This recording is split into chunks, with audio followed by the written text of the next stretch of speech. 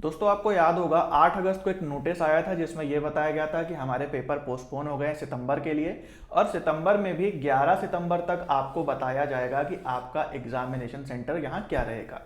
Already इतने delay हो चुके हैं और हम सभी चाहे टीचर हो या स्टूडेंट हो मिल के इंतजार कर रहे थे कि भाई आखिर वो घड़ी आएगी, हमें हमारे एग्जाम सेंटर्स पता चलेंगे। लेकिन क्या होता है, 11 तारीख को देर रात को नोटिफिकेशन आता है, दिन में भी नहीं, पूरे दिन बच्चे इंतजार कर रहे हैं कि भाई हमारी सिटी कब हमें पता चलेगी, किस शहर में हमें अलॉट होगा। लेकिन यहाँ रात को पता चलता है, सारे दिन के इंतजार के बाद, कि एक बार फिर हम बिल्कुल शिकार हो गए हैं इस क्या कहा जाए, इस लेट लतीफी का, केयरलेसनेस का या दुर्व्यवस्था का, कि 11 सितंबर को अब ये डिक्लेयर ना होके अब ये 13 सितंबर को फिर टाल दिया गया है। अब ऐसे में क्वेश्चन आता है, भैया क्या हमें मूर्ख बनाया जा रहा है? हम इतने महीने से अपने पेपर का इंतजार कर रहे हैं और थोड़ी थोड़ी देर में हमें छोटा छोटा नोटिफिकेशन पकड़ाया जा रहा है कि बेटा सब्र करो, अभी थोड़ी देर में होगा, बेटा सब्र करो, अभी थोड़ी देर में होगा। मैं काफी दिन से इसको ऑब्जर्व कर रहा हूं, मुझे भी पता है हर बार डिले हो रही है नोटिफिकेशन, लेकिन कब तक आप सहन करोगे? ये अब ये मतलब आपके ऊपर बात हो गई है कि क्या आप मूर्ख हैं, क्या आपके पास फ्री टाइम है, आपके टाइम की कोई कदर नहीं है कि हर 2-2 मिनट में बोला जाए कि अरे नहीं बेटा 1 घंटे बाद आना, अरे नहीं अभी तुम 2 घंटे बाद आना। आप इसको क्या समझेंगे? क्या ये मतलब बहुत सिस्टमैटिक व्यवस्था की निशानी है?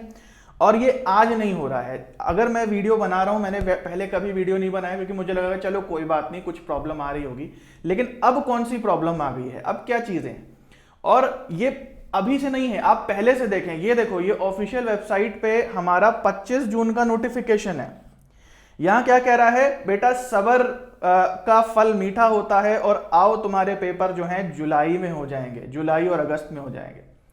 जबकि ये हमारे और पहले होने चाहिए थे, लेकिन तब भी हमें यहां पे लगा 25 जून को। 25 जून कितना पहले हमारा मंथ आया, जून, जुलाई, अगस्त, सितंबर, अब जाके सितंबर चल रहा है। इतने महीने पहले हमें बताया गया कि भाई तुम्हारे एग्जाम्स जो हैं वो जुलाई और अगस्त में हो जाएंगे। हमने भी सोचा चलो कोई बात नहीं है, थोड़ा लेट हो रहा है, टेक्निकल इश्यूज हो सकते हैं, कुछ दूसरे एग्जाम्स पढ़ रहे हैं, मर्ज हुई हैं साइकिल्स, बहुत सारी चीजें हैं, चलो कोई बात नहीं है। उसके बाद हमें 4 जुलाई को फिर नोटिस देखने को मिलता है कि भाई साहब जो हमने बोला था 8 जुलाई को पेपर होगा, अब वो होगा नहीं।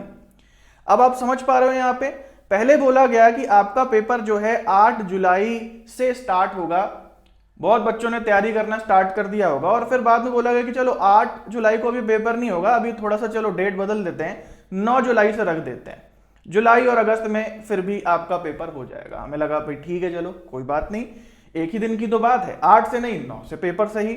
उसके बाद फिर अगला नोटिफिकेशन आता है कि 9 जुलाई की जो शिफ्ट है, जो पहली शिफ्ट थी, उसमें कुछ प्रॉब्लम हो गई है इन जो इंस्टीट्यूट्स हैं इसके अंदर। 9 जुलाई को ही ये नोटिफिकेशन आता है। आप समझ पा रहे हो, 9 जुलाई को कुछ बच्चे गए होंगे, हालांकि प्रॉब्लम ज्यादा लोगों के साथ नहीं आई होगी, लेकिन 9 जुलाई को कुछ बच्चे वहां पे गए होंगे और उन्होंने फेस किया होगा कि यार मेरा पेपर तो हो नहीं पाया, और फिर वो वापस लौट करके अपने घर गए होंगे, और फिर अब वो वेट कर रहे हैं कि भैया अब उनका अगला पेपर कब होगा। तो ये भी कुछ बच्चों के साथ हुआ, कोई टेक्निकल प्रॉब्लम यहाँ पे लिखी हुई है, तो चलो कोई बात नहीं, कुछ बच्चों के साथ ऐसा हो गया, भाई नया नया हम लोग ऑनलाइन पेपर कर रहे हैं, कोई बात नहीं। अब उसके बाद एक और नया नोटिफिकेशन आता है जो कि 8 अगस्त का होता है। आप समझ पा रहे हो, यहां पे ध्यान से देखो, हमारी जो डेट्स थी वो 9, 11, 12 जुलाई की थी, जो पेपर कंडक्ट हो गए ज्यादातर लोगों के, और फिर उसके बाद आगे की जो डेट्स थी जिनके पेपर नहीं हो पाए वो तैयारी करने लगे, चलो भाई अब हमारा जो है अगले महीने पेपर होगा, 12 तारीख को होगा, 13 तारीख को, 14 तारीख को। और यहां पे आप फिर से देख सकते हो, फिर 8 अगस्त को, आप समझ रहे हो, पेपर होने वाला था 12 अगस्त से, और 3 दिन पहले फिर नोटिफिकेशन आता है कि यार एक काम करो कि चलो तुम लोग के ये जुलाई वाले पेपर तो हो गए हैं, लेकिन ये जो अगस्त वाले पेपर बचे हुए हैं जो कि 12, 13, 14 अगस्त को होने थे, अब भाई साहब ये आपके पेपर जो हैं 20 से 30 सितंबर तक होंगे।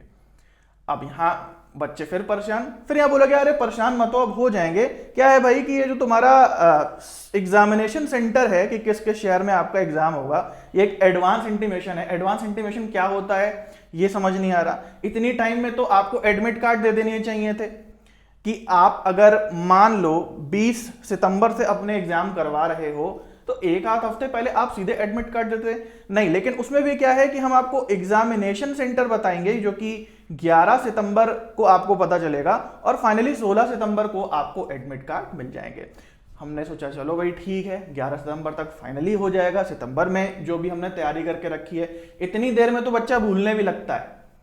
आप खुद ही बताओ, आपने आज तैयारी की है तो आप आज पेपर दोगे या फिर 3 महीने बाद पेपर दोगे? क्या तब 3 महीने बाद आपका उतनी कंसिस्टेंसी बनी रहेगी कि आपको लगने लगेगा, आप ढीले होने लगोगे ना कि यार ठीक है यार, अब कुछ टाइम बाद होगा, अभी देखते हैं, बाद में रिवीजन कर लेंगे, अभी पढ़ लिया है। लेकिन आपने अभी मान लो अगस्त में पेपर था, 8 अगस्त तक आप पूरे तैयार रहोगे कि नहीं रहोगे?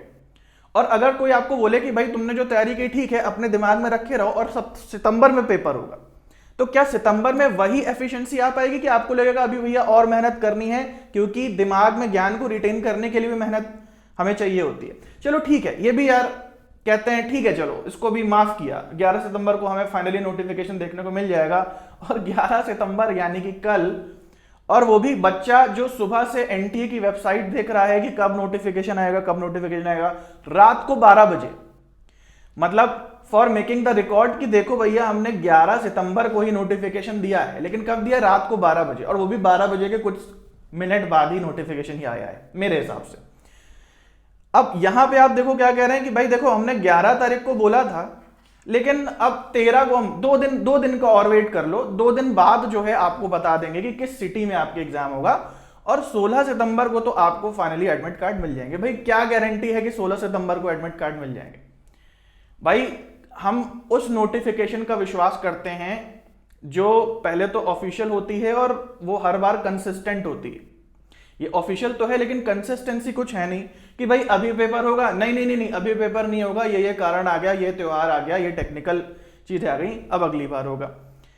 तो मैं ये नहीं कह रहा कि यहां पे कुछ झूठ हो रहा है, यहां पे कुछ दुर्व्यवस्था है, मुझे कोई आइडिया नहीं है कि ये डिलेस क्यों हो रहे हैं, लेकिन मैं अपने तरफ से या स्टूडेंट की तरफ से इतना बता सकता हूं कि हमारे माइंड में क्या इमेज बनेगी ये सब नोटिफिकेशंस देख के।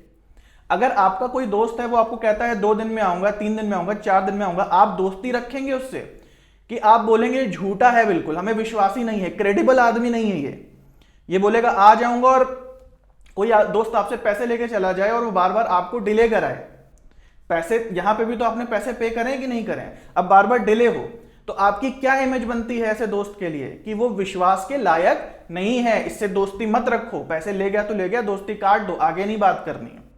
यहां पे हम क्या करें, स्टूडेंट क्या करे? अगर यूजीसी नेट नहीं दे तो क्या कोई दूसरा एग्जाम होता है? यहां पे नहीं होता है, मेन एग्जाम तो यही है ना, एक ही एग्जाम है। मतलब ये ऐसा दोस्त है जिसको छोड़ते भी नहीं बनेगा और जिसको आ भी नहीं रहा सामने। तो ये बहुत दुखद विषय है, मैं इसे कहता हूं, और हम इसमें अगेन कुछ नहीं कर सकते। हम ये देख सकते हैं कि 13 सितंबर तक क्या होता है, होपफुली अब डिले ना हो भैया। लेकिन जो रिकॉर्ड रहा है कि भैया जून से ये खिंचते चला आ रहा है, सितंबर हो गया, अब हो सकता है क्रिसमस और न्यू ईयर मनाते हुए भी आगे निकल जाए, कोई भरोसा नहीं है, बिल्कुल हो सकता है। ठीक है, तो खैर आपको ये नोटिफिकेशन देनी थी कि 11 तारीख को हमें एग्जामिनेशन सिटी पता चलने चाहिए थी। अब ये 2 प्रोसेस भी मुझे नहीं समझ में आ रहे कि भैया आप 3-4 दिन पहले एग्जामिनेशन सिटी बता रहे हो और फिर 3-4 दिन बाद अरे आप सीधे एडमिट कार्ड दे दो, उसमें क्या प्रॉब्लम आ रही है? और एग्जामिनेशन सिटी जान के हम क्या करेंगे, रिजर्वेशन करा लेंगे? इतने दिन पहले तो रिजर्वेशन होती ही नहीं है। तो ये सिस्टम क्या है कि पहले हम सिटी बताएंगे और सिटी बताने में भी डिले हो गया है। आप रिजर्वेशन इंडियन रेलवे का सिस्टम जानते हो, जिस बच्चे का मान लो पेपर दूसरी जगह पढ़ रहा हो, दूसरे सिटी में पढ़ रहा हो, ट्रेन से जाने वाला हो, बस से जाने वाला हो, वो क्या करेगा, वो कैसे रिजर्वेशन कराएगा? हाँ, बस एक माध्यम हो जाएगा जो कहीं कहीं पे इमीडिएटली मिल जाता है, कहीं कहीं पे बस नहीं भी मिलती है, बड़े शहरों में मिल जाती है, छोटे शहरों में बहुत दूर जाना पड़ता है। और फिर इस बात की क्या गारंटी है, हमने पिछली जो नोटिस देखी कि भैया अगर हम जाते हैं पेपर देने तो वहां कोई टेक्निकल प्रॉब्लम ना आ जाए। और ये टेक्निकल प्रॉब्लम यूजीसी नेट में नहीं, सीओईटी में भी है। मान लो हम गए 100 किलोमीटर दूर बस का ट्रेवल करके और वहां पेपर ही नहीं हुआ, टेक्निकल प्रॉब्लम, क्या गारंटी है? मैं ये नहीं कह रहा कि ऐसा ही होगा, मुझे बिल्कुल भी नहीं पता कि यहाँ क्या रीजंस हैं, जेन्युइन रीजंस भी हो सकते हैं। मैं किसी की बुराई नहीं कर रहा हूं, मैं किसी के बारे में कुछ गलत नहीं कह रहा हूं। मैं कह रहा हूं कि ये जो जानकारियां हमारे सामने हैं, जितनी पीडीएफ मैंने आपको दिखाई, इससे हमारे दिमाग में इमेज क्या बन रही है अगले पर्सन की, कि कोई भरोसा नहीं है। भाई हम जाएं, टेक्निकल प्रॉब्लम आ जाए, हमें बोला जाए जाओ बेटा जाओ, बाद में बताएंगे, अभी एग्जाम पोस्टपोन हो गया, हो सकता है हो ही रहा है, तो जो हो रहा है उसी से तो हम इंडक्टिव एनालिसिस करते हैं कि हमारे साथ भी हो सकता है, क्योंकि करंटली ये चीज हो रही है। तो यहां एक तो डर का माहौल है कि भैया हो कह रहा है पेपर होगा नहीं होगा, अब आगे दिसंबर वाला पेपर तो भूल ही जाओ। मुझे नहीं लगता कि अब दिसंबर में पेपर होगा, जब सितंबर आते आते आपका यही पेपर हो रहा है। अक्टूबर में हो सकता है जल्द से जल्द रिजल्ट वो लोग निकाल दें, तो नवंबर में क्या नोटिफिकेशन आ जाएगी और दिसंबर में पेपर हो जाएगा। जो जून से पेपर को घसीट के सितंबर तक लाया है, आपको लगता है नवंबर में एडमिशन प्रोसेस स्टार्ट होगा और दिसंबर में पेपर हो जाएगा? सवाल ही नहीं उठता। मेरी इंडक्टिव एनालिसिस ये कहती है। रियलिटी में क्या होगा मुझे आइडिया नहीं है, रियलिटी में बैकग्राउंड में क्या हो रहा है मुझे आइडिया नहीं है। अगेन मैं कह रहा हूं, मैं कोई भी किसी पे क्लेम नहीं कर रहा, किसी के बारे में कुछ गलत नहीं कह रहा, ये मैं अपनी सोच की बात कर रहा हूं, अपने दिमाग की बात कर रहा हूं कि कोई चीज बार बार डिले हो रही है तो आपके ऊपर वो क्या छवि डालेगी। आप खुद ही सोचो ना, क्या आपके मन में अब आ रहा है कि ये बड़ा क्रेडिबल एग्जाम है? क्या आपके मन में आ रहा है कि बड़ा रिस्पेक्टेड एग्जाम है? मतलब एग्जाम की एक मर्यादा होती है, जो हमसे एग्जाम लेता है हम उसको अपने ऊपर समझते हैं, ये हमसे ज्यादा काबिल हैं, तभी तो ये हमें चेक कर पा रहे हैं, तभी तो ये हमें नंबर दे पा रहे हैं। हमसे ऊपर जो व्यक्ति है या हमसे ऊपर जो एग्जाम है वो खुद ही लेट लतीफ है। इससे हमें क्या सीखने को मिलता है? चलो हम भी लेट लतीफ हो जाएं। तो इसका मतलब तो ये भी होना चाहिए, हमें भी हक मिलना चाहिए कि 9:30 बजे का पेपर है तो हम भी 9:35 को एंट्री करने को हमें अलाउड हो। हमारे लिए पूरी पाबंदी है। आपकी बस लेट हो जाए, आपकी ट्रेन लेट हो जाए, अगर आप 5 मिनट भी डिले हुए जो एडमिट कार्ड पे आपके समय लिखा है तो आपको एंट्री नहीं मिलेगी। बहुत बढ़िया। तो ये क्या हो रहा है फिर भाई? आपको भी सारे पैसे वापस कर देने चाहिए, आपको भी एग्जाम फ्री कर देना चाहिए। ठीक है, तो हम क्या है, हम बंधे हुए हैं, हम मजबूर हैं, क्योंकि वो हमारे ऊपर है और वो जो भी नियम बनाएंगे हमको फॉलो करना पड़ेगा। लेकिन जो हमारे साथ इतनी देर से खेल हो रहा है, इतने जून जुलाई अगस्त सितंबर 4-5 महीने निकल गए, उसकी भरपाई हम कैसे करें? उसकी फ्रस्ट्रेशन हम कैसे निकालें? तो एक डर है हमारे अंदर कि कुछ भी हो सकता है। फिर उसके बाद नर्वसनेस है कि भाई हमारा नेट का और जेआरएफ का भविष्य क्या होगा, जो कि सबसे बड़ा सवाल है, करियर का सवाल है, वो क्या होगा जो 4-5 महीने से लटका हुआ है। अगर टाइम पे पेपर आ जाते, मैं ये नहीं कह रहा कि हम जेआरएफ निकाल ही लेते, बहुत बच्चे नहीं भी निकाल पाते हैं, लेकिन एक दिमाग तो सॉर्टेड आउट हो जाता कि चलो भाई मेरा नेट का पेपर हो गया और अभी तक मेरा रिजल्ट भी आ गया, बात खत्म हो गई, अब अगली बार की तैयारी करना है, छोड़ना है, क्या करना है। लेकिन किसी को लटका ही देना, तो आप समझ सकते हो कितना दुख का काम होता है। या मैं रिक्वेस्ट करूंगा जितने भी लोग जो इस सिस्टम को मनाते हैं वो भी इस बात को समझें कि एक बहुत बड़ा प्रेशर है स्टूडेंट के ऊपर। कोई आपको लटकाता जाए, मान लो आपकी ट्रेन डिले होती जाए 2 घंटा 3 घंटा, कैसा फील होता है? वही हालत है आज हमारी सबकी, चाहे स्टूडेंट हो या टीचर हो। वो लटका हुआ है, भैया ये करें या ये करें, अब रिवीजन कराएं क्योंकि अब पेपर की डेट आने वाली है और पेपर की डेट और आगे बढ़ गई, तो अब दूसरी स्ट्रैटेजी, मतलब पढ़ने की भी एक स्ट्रैटेजी होती है ना कि कितना ड्यूरेशन हमारे पास है, उस हिसाब से आप टारगेट बनाते हैं ना। अब ये एग्जाम ऐसे खींच रहा है कि ये बीच का जो ड्यूरेशन है ये पूरा बर्बाद है। अगर कोई हमें जून में बोल देता कि भाई तुम्हारा एग्जाम सीधे सितंबर में होगा, तब भी ये कोई गलत बात नहीं होती। चलो हमारे पास 4 महीने हैं, अब हम उसमें एक 4 महीने की स्ट्रैटेजी बनाते हैं। अब कोई कह रहा है तुम्हारा एग्जाम अगले महीने होगा, चलो अगले महीने की स्ट्रैटेजी बनाई, फिर बोला कि नहीं अभी नहीं, अगले महीने होगा, फिर अगले महीने का तरीका बनाया। तो जो टाइम टूट के मिल रहा है वो पूरा अनप्रोडक्टिव और वेस्ट टाइम है। उसमें ना हम कोई बड़ी प्रिपरेशन कर पाए, कोई बड़े कंसेप्ट को नहीं सॉल्व कर पाए, एकदम से कुछ स्क्रैच से नहीं पढ़ पाए। एक महीने का जो हमको डिले मिल रहा है उसमें हमने छोटे छोटे टारगेट बनाए, और अब अगेन फाइनली हमें लगा था कि चलो फाइनली सितंबर में हो जाएगा यार, सारे त्योहार भी दूसरे चले गए, दूसरे कॉम्पिटिटिव एग्जाम्स को भी आगे पास करा दिया गया। जैसे होता है ना कि जो एक सीधा बच्चा होता है उसकी माँ कहती है कोई बात नहीं बेटा, छोटे बच्चे को, छोटा भाई जो है तुम्हारा, उसको खिलौना दे दो और तुम बाद में ले लेना। यही हुआ है। लाइक पहले COET के एग्जाम्स को आगे कर दिया गया, अभी हमने देखा सेम CSIR नेट को आगे कर दिया गया, चलो भाई तुम्हारी लिस्ट जारी कर देते हैं। अभी UGC नेट जो है ज्यादा समझदार बच्चा है, ये अभी बाद में खेल लेगा खिलौने से। तो ये हो रही हैं चीजें। अब ऐसे में हमें क्या करना चाहिए? अब मेन बात आती है कि चलो ये प्रॉब्लम है तो है, हमने एक्नॉलेज कर लिया हमें प्रॉब्लम हो रही है, लेकिन अब इसका सोल्यूशन क्या है, हमें क्या करना चाहिए? देखो भैया, डेट कब होगी एग्जाम की इसमें हम कुछ नहीं कर सकते हैं, ये उनके एंड से है। अब जब भी वो कराएं उनकी मर्जी है। हमें यहां से थोड़ा सा ध्यान हटा देना है। पेपर जब भी होगा होगा, डिले हो रहा है दुखी नहीं होना, अपनी पढ़ाई करते रहना है। बात समझ रहे हो? अपनी पढ़ाई करते रहना है। इसको ऐसा समझो कि मान लो स्कूल जाने वाले थे, रेनी डे हो गया, तो आप दुखी थोड़ी होते हो रेनी डे हो जाता है, आप कहते हो चलो ठीक है कल पढ़ लेंगे यार, आज एंजॉय कर लो, आज छुट्टी हो गई। तो यहाँ एंजॉय नहीं करना, लेकिन और जो बढ़िया कर सकते हो पढ़ाई में, और अच्छा जो रिवाइज कर सकते हो, और कुछ कंसेप्ट जो उठा करके बैठ सकते हो, वो कर लेना है। ठीक है? देखो दुनिया में सुखी जीने का ये नियम है कि जिन चीजों पे हमारा कंट्रोल नहीं है उनको दिमाग से निकाल देना। सिंपल सी बात है। आप देखते हो ना आपके चारों लोग क्यों दुखी हैं, पेरेंट्स क्यों दुखी हैं कि मेरा बेटा मेरी सुन नहीं रहा है। बच्चा क्यों दुखी है कि मेरे पेरेंट्स मेरी सुन नहीं रहे हैं। अरे भाई तुम लोग का एक दूसरे पे कंट्रोल नहीं है, केवल खुद पे कंट्रोल है। अगर आपको लगता है कि यार वो मेरी बात सुन नहीं रहा है, मेरे हिसाब से चल नहीं रहा है, मैं बड़ा दुखी हूं, तो ये दुख आपका सेल्फ क्रिएटेड भी हो सकता है। ये प्रॉब्लम है, एक्नॉलेज करना जरूरी है कि ये डिले होना सही बात नहीं है। लेकिन अगर आप दूसरे के नियंत्रण में जो चीजें हैं उसको सोच सोच के दुखी होते रहते हो, तो ये दुख का कारण जो है आपका केवल अपना फॉल्ट है। ये आपका सेल्फ इन्फ्लिक्टेड पेन है। तो आप इसको छोड़ दो, भाई मेरे हाथ में तो है नहीं, जब पेपर होगा देखेंगे, अभी मैं इस समय का क्या कर सकता हूं, यह सोचना आपके कंट्रोल में है। दूसरा क्या कर रहा है, आपके हिसाब से काम नहीं कर रहा है, उसको सोच सोच के दुखी होना वेस्ट है, अनप्रोडक्टिव है। लेकिन आपके पास जो समय बचा है उसका मैं क्या सदुपयोग कर सकता हूं मेरे लिए, आपके पास जो एनर्जी है उसका क्या सदुपयोग कर सकते हैं आप खुद के लिए, ये एक प्रोडक्टिव तरीका है इस चीज को लेने का।